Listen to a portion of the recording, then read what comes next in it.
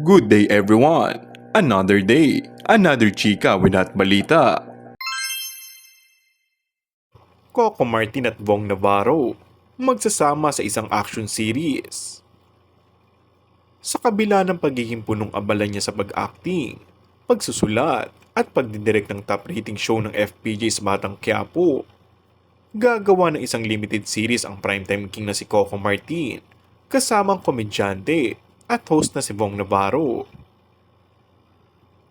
Sa ulat ng ABS-CBN News, sinabi ni Coco na ikinakasanay niya ang paggawa ng isang limited series sa unang pagkakataon sa kanyang karir. May binobuo akong konseptong with Bong Navarro. Medyo mabigat, action, suspense drama saka comedy. Pero sabi ko kasi, iba ang atake ng paggawa ng series sa ibang platform kesa ng teleserye, ani ni Coco. Dagdag pa niya, ibang-iba ang proyektong yun sa kung anong nakikita natin sa FPJ's Batang Quiapo o sa mga nauna niyang pelikula.